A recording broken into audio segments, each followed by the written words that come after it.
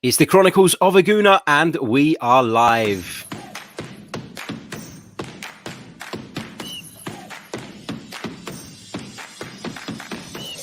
You're listening to the Chronicles of a Gooner, the Arsenal podcast. I'm Martin Tyler, and you're listening to Harry Symeou.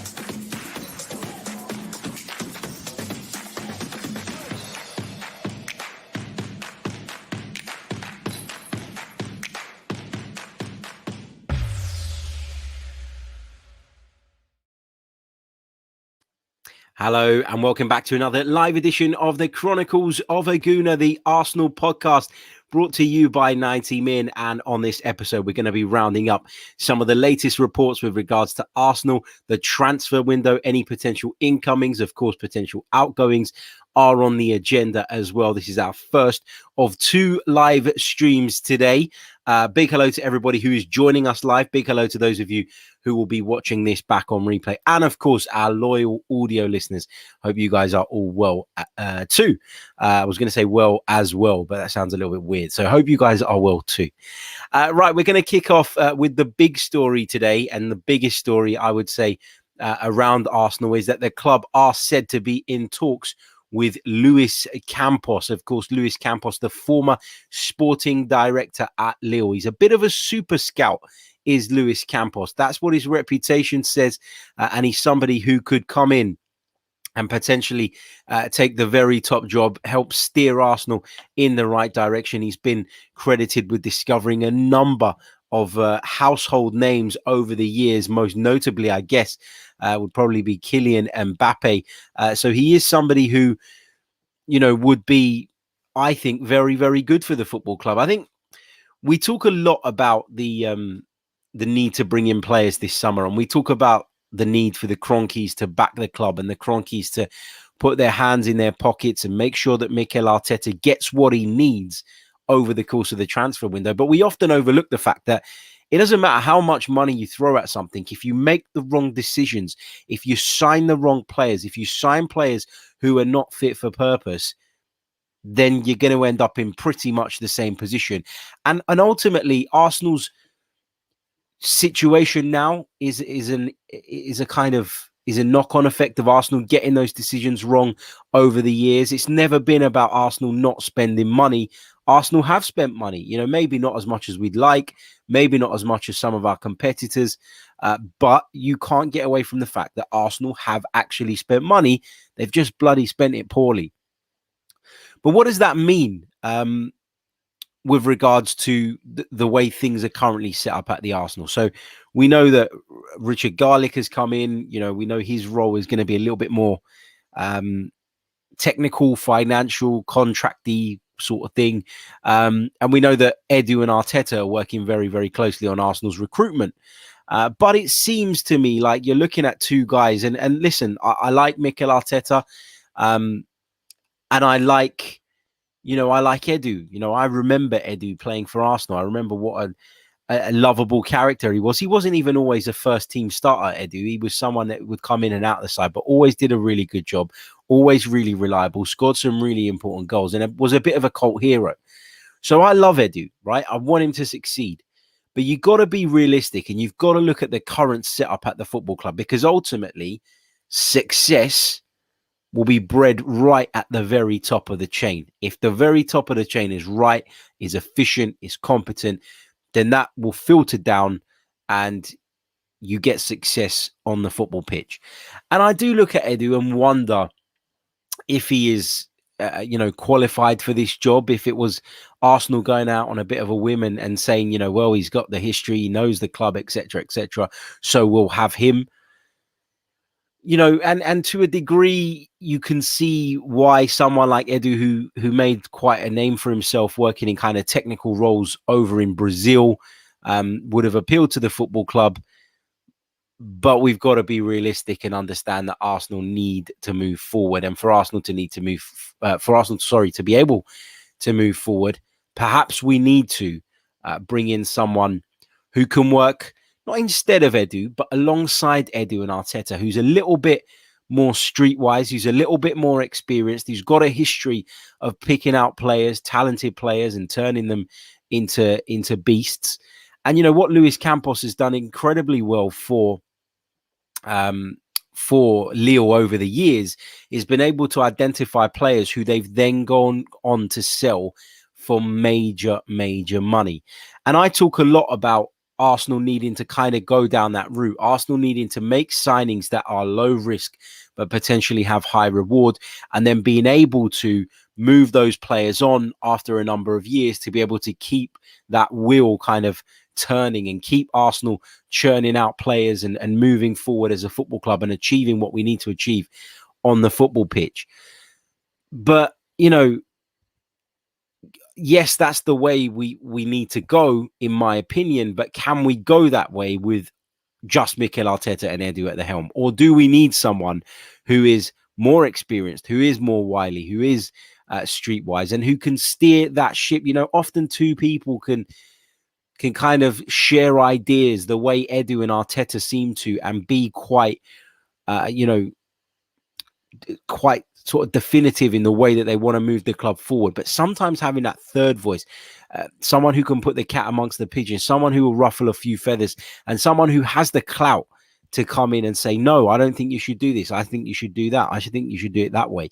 I think that can be productive. Yeah, there'll be debates behind the scenes, but I do think that, for me, when we're in a position where we're not going to be able to go out and spend an absolute bloody fortune, I think we've got to, we've got to be a little bit smarter. We've got to play it clever, and we've got to bring in these kinds of people. I think, as some of you have rightfully pointed out in the chat, if Arsenal were able to bring Luis Campos into the club this summer, that could prove to be Arsenal's biggest bit of business. Over the course of the summer. And I genuinely believe that it would be that sort of game changing. I think we've tried to do this in the past, where we've tried to bring in, people at director level who have had experience. You saw Raul Sanllehi come in. It wasn't the right fit. We bought Sven Mislintat in, and we kicked him out the door too quickly, in my opinion. So a lot of Arsenal's problems right now, and I'm not saying they're the sole issue, but a lot of Arsenal's problems right now are because of that uncertainty at board level. And it's why I take quite a bit of the blame away from Mikel Arteta at times, because the environment in which he's being asked to work just simply isn't fit for purpose. Could he have done better? Of course he can. Of course he could have. Of course, Arsenal's squad is more talented than where it finished, and I totally acknowledge all of that. But I do think that for things to change properly, for things to start moving in the right direction over a longer period of time, we need to make these kind of appointments at the highest level, and that experience, that know-how, those expertise will filter down. And listen, Edu and Arteta are both at the beginning of their careers in those kind of roles. Edu hadn't done a role specifically like the one he's doing at Arsenal prior to joining the club. Mikel Arteta had never managed anybody before. So these are two guys still in the evolution stage of their careers. And having someone like Luis Campos, I think, would benefit them massively. The news was reported today by French journalist over at RMC Sport, Loic Tanzi. And this is what he tweeted. He said, and I'll just translate it for you. He says, Luis Campos will not join Nice. However, Luis Campos is still in discussions with several clubs, including Real Madrid and Arsenal. The Portuguese is attentive to the development of other European clubs as well. So Luis Campos is keeping his options open. And why? Because he can. Because he's got such a brilliant reputation. He's picked out players in the past. He's picked out players who have, gone on to brilliant things. And I'll just pick out a few of them, because there are a couple of note. And, of course, Campos has achieved brilliant things, not just at Lille, but at Monaco too. Kylian Mbappe is one of the players that he's been heavily sort of credited for discovering. And there's a few others as well. I've just lost the page I was looking at. I'm sure I'll bring that back in just a moment. But yeah, I think this could be massive. I think this could be huge. Ekene in the chat says, Harry, you are complaining over something not that relevant. As usual, you make a mountain out of a molehill. anyway. You are a journalist. I don't know what it is that I'm sort of making a mountain out of a molehill on. I do think that Arsenal are very experienced. Sorry, let me rephrase that. I do think Arsenal are very inexperienced at the very top level. You know, Josh Kroenke doesn't have a clue how to run a football club. Edu's got very little experience in comparison to some of his peers. And Mikel Arteta is a very inexperienced manager. I don't know what it is you think I'm making a mountain out of, but I genuinely think that if the recruitment is to improve, things need to be right at the top of the club. There needs to be certainty. There needs to be a settled group of people who have a clear strategy upon which Arsenal can follow and look to get back to where they need to be. Ashton very kindly brings out the list of players that, or some of the players that, of course, Luis Campos is credited with finding: Kylian Mbappe, Bernardo Silva, Jean Moutinho, Bakayoko, Fabinho, and, of course, Anthony Martial are just a few of them. He's also brought in huge money by being a really good negotiator during his time at Lille. You know, he's brought in big money for the likes of Osimhen, for the likes of Nicola Pepe, who we ourselves paid for. So we know he's got that string to his bow as well. So I don't see how this could be a bad appointment. If Arsenal were to get it over the line, I think it would only be positive. The issue here is that, you know, Luis Campos' reputation is so good that he's been linked with a number of other clubs, one of which is Real Madrid. And we all know what an incredible pulling power Real Madrid have. And I actually think that a project like Real Madrid will appeal to Luis Campos because, of course, they are a club that obviously have the, you know, the reputation, the name, the history, the clout, but are not quite where they want to be at the moment. So that might appeal to him. You know, he'll probably feel that after some years in French football, he's worthy, you know, of being handed a role at, in my opinion, the world's biggest club. But equally, Arsenal is a project too. And that is why I still retain some hope that if this is indeed true, if Luis Campos is in discussions with Arsenal Football Club, that we could potentially persuade him to come here and to use his expertise and show off what he can do in an environment that he's desperate for change and that he's desperate for some experience that Luis Campos would undoubtedly bring to the table. I want to get you guys' thoughts in the chat. I know this I can see just from sort of glancing at it, there's mixed opinion on this, mixed view on this. Will Luis Campos bring anything to Arsenal? Would he be able to come in and turn Arsenal's fortunes around? And if so, are Arsenal even capable of getting that deal over the line? I think Brad makes a really important point here. And I think people like Luis Campos, who see their job as kind of being in control of transfers, of recruitment strategy, of transfer negotiations, of basically overseeing the sporting elements of the football club, want to have a say. And I completely agree with Brad in his comment when he says, I think he'll have more of a say at Arsenal than Real Madrid. He absolutely would, because, of course, the structure is different. In Real Madrid, Florentino Perez calls the shots. That's how it works in Spanish football. The president has the final say on most things. So I think you're right, Brad. I think that might be something that Arsenal could push to him as a kind of selling point. You know, what's our selling point? Our selling point is that we would give you more control over a project that clearly needs some work and clearly needs taking forward. Because at the moment, we've hit a bit of a brick wall. And, you know, I've defended Mikel Arteta throughout the season. And as I said at the top of this show, I do believe that Mikel Arteta has had some difficult circumstances to deal with. And I don't think it's because he's a bad manager. You know, I don't think it's because Edu is particularly bad at his job. But I think at a club of this size, you need some experience. You need a bit more know-how, if not as the only voice, then as one of the voices. And at Arsenal, I think we've maybe gone wrong in giving those two all of the control, given they're both relatively inexperienced. So the only way to rectify that is not to ask Josh Kroenke to get involved in making decisions. It's to bring somebody in the ilk of Luis Campos. So I'm quite optimistic about this. If it can get done, if it happens, I think it would be a good thing for Arsenal. I think we should welcome him with open arms. Gooner Loop says, I would be absolutely buzzing if he joins us. Afterling says Luis Campos is the best. Neil D'Souza goes back to the kind of issues at Arsenal, and while we're in the position that we're in, he says inexperience in management, recruitment, and finance is the result of Arsenal's downfall. What else have we got?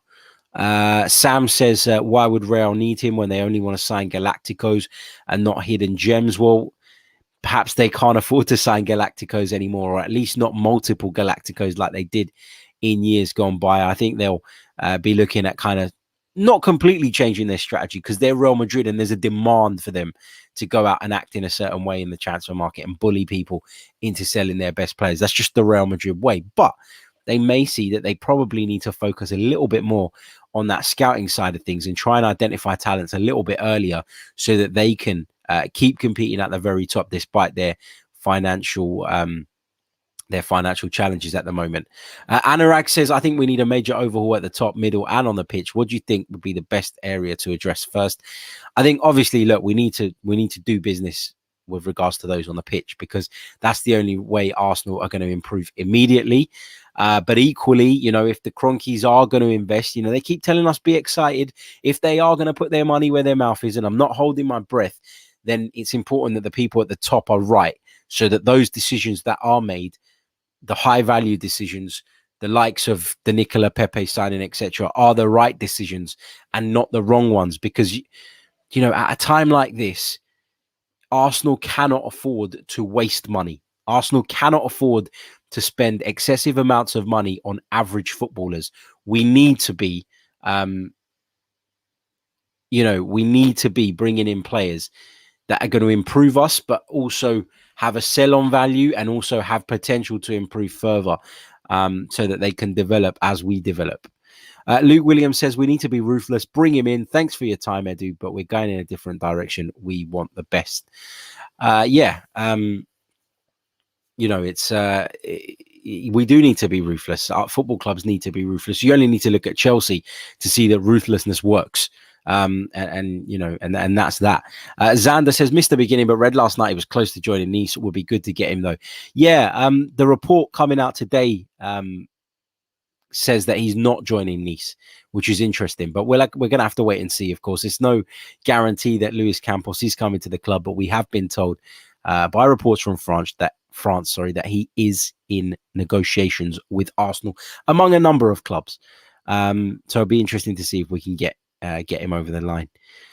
What else have we got here? Kieran King says, revolving door at Arsenal. Is there even a plan? You start to wonder, don't you, if they're going to continue to make these changes behind the scenes. But on the basis of what this last change behind the scenes has meant, and I'm talking about Edu coming in and Mikel Arteta becoming manager, we haven't really seen the benefit. I'd argue they probably need a bit more time for us to really understand what it is they're trying to achieve or what they're trying to do.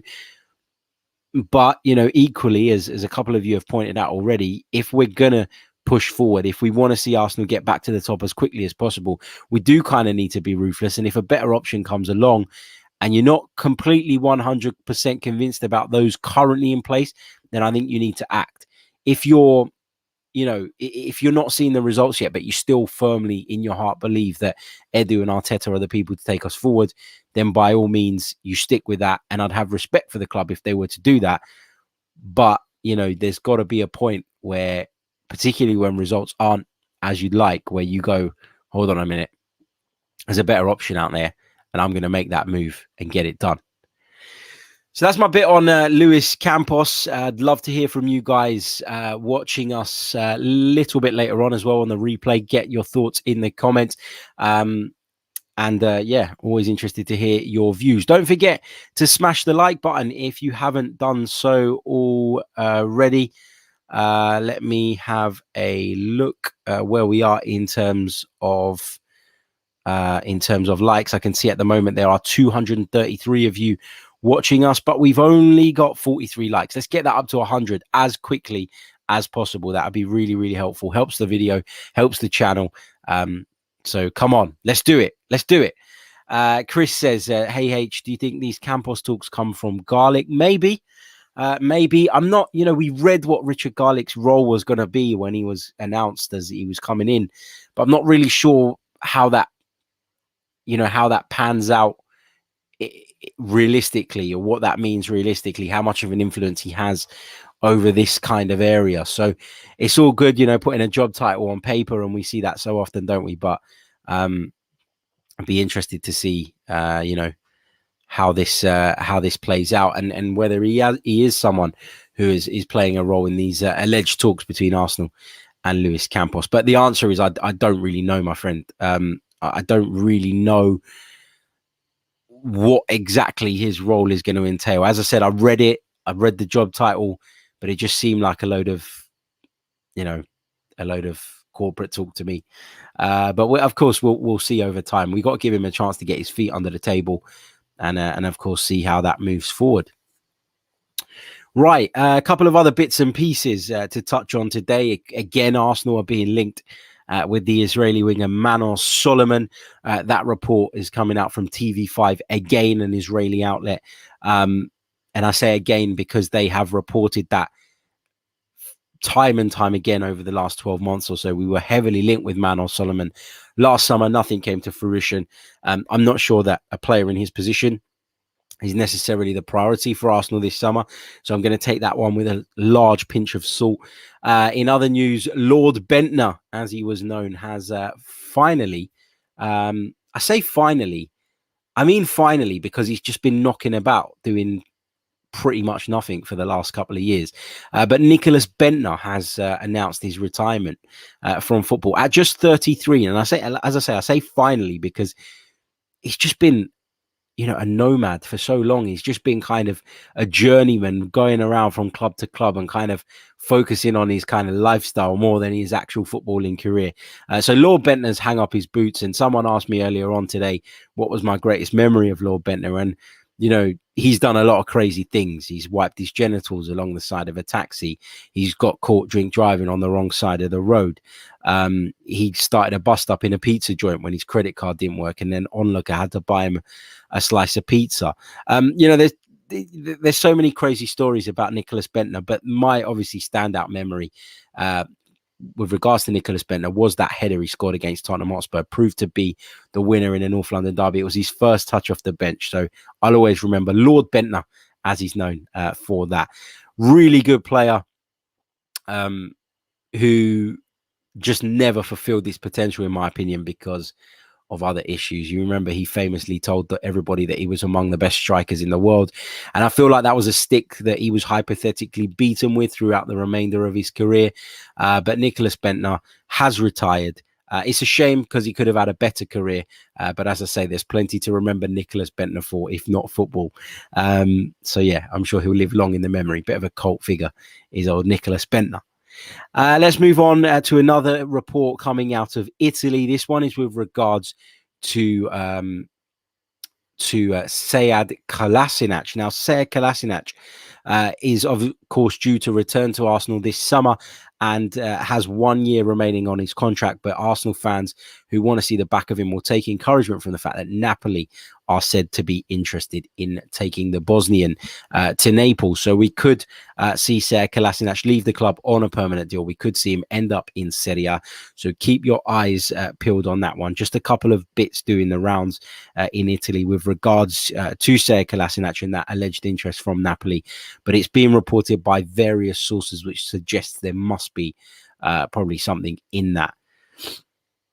In other news, Chris Wheatley has reported that Arsenal are expecting Emile Smith-Rowe to sign a new contract, but we're going to save that talk because we're going to do an episode especially on Emile Smith-Rowe, that sort of a report around his new contract and any other transfer rumors or transfer talk that surfaces between now and our stream later on today. So we'll focus in on Emile Smith-Rowe's impact since coming into the side and talk a little bit more about him and what the future holds for the England man as well later on. So we'll hold fire on that talk. But for the last few minutes or so of the stream, I want your questions. Get some questions in the live chat box for me to pick up. And I'd love to hear from you guys. Myron Phillips says, what is a Campos, Harry? I would say a Campos is something that we don't have. And that's a director of football, a sporting director with experience and a proven track record of bringing in top players. What else have we got here? Ashton, with a really random question. In light of your gardening expertise, should I maintain a lawn or go with paving or decking? I've got no gardening expertise. You only need to look at my garden to know that. But I would always go with paving or decking, much less maintenance, and that's what I'm all about. John Wayne says, would Campos be working with or instead of Edu? Well, that's not clear, if I'm honest. The reports suggest that Arsenal have opened talks with Luis Campos, or claim that Arsenal have opened talks with Luis Campos, and that it's probably going to be with a view to a kind of director of football role. You look at Edu, and Edu is kind of, well, Edu's role now is technical director. But again, it's one of those where I don't know how much, I don't know what that means completely in terms of practically, on paper, he's a technical director. But does that mean that if Luis Campos was to come on, there would be a clash? There would be two players, sort of, I say players, I mean two players at board level, sort of trying to pull in different directions, and would that cause a problem? And therefore, does it mean that Edu would be no longer needed if he was to come in? I don't know. But I think if Luis Campos was to come in, it would be with a view to him taking a really stronghold of recruitment. And, outside of that, I don't really know what Edu does. Vinay Venkatesham is also there, who I would imagine takes more care of the commercial side.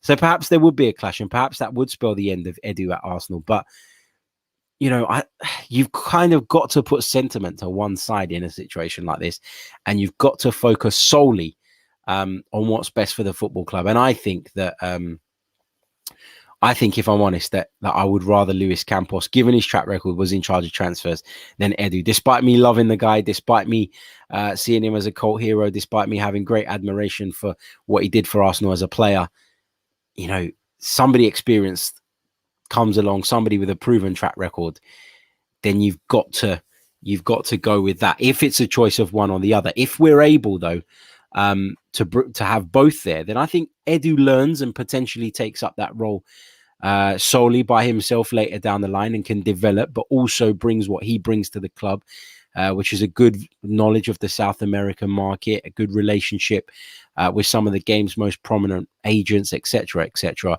So I think in an ideal world, I'd like to have both, and I think the more voices, there's a fine line. You don't want too many voices, but I think if you've got a few, then that debate is healthy and it will only help Arsenal move forward. So I'd like to see them work together. But if it's a choice of Campos and Edu, I think you've got to just go with the man who's the better fit for the job. And Luis Campos's history makes him that better fit. Big thank you to Innie for your very kind super chat donation, mate. Thank you so much. He says, hey, Harry, with Campos, I think Arsenal will be closer to being a better run club. Completely agree with that. And you only need to look at sort of the success that the clubs that he's been with before have had whilst he was in charge, in terms of being able to identify talents, bringing them in, seeing them have a big impact on the team, and then moving them on for big money and securing the future of the club, or trying to secure the future of the club. We know Lille's situation now is precarious, but that's not down to Luis Campos, who's brought in players for next to nothing and sold them for huge amounts of money.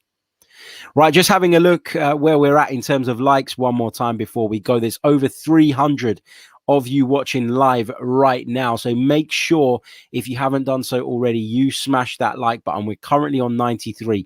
I'd love to get to 150. It only takes half of you to hit that like button to get us up to 150, which is massive, and gets the video in more people's sight, gets us higher up the rankings. And of course, if you're new to the channel, make sure you're subscribed. If you're listening via the audio, make sure you leave us a review on Apple Podcasts. That's always helpful too. And I'll be back later on with another stream in which we'll do a bit of a Q&A session as well, a bit of a longer Q&A session, I should say, because this one wasn't long enough. But got to get back to work, got to keep rooting through the transfer news, got to keep keeping you guys up to date and sharing my thoughts with you guys, which I can't do if I don't really know what the stories are all about, where they're coming from, the origins of them, etc., etc. So I'll catch you all a little bit later on with more. And until then, take care. Ciao.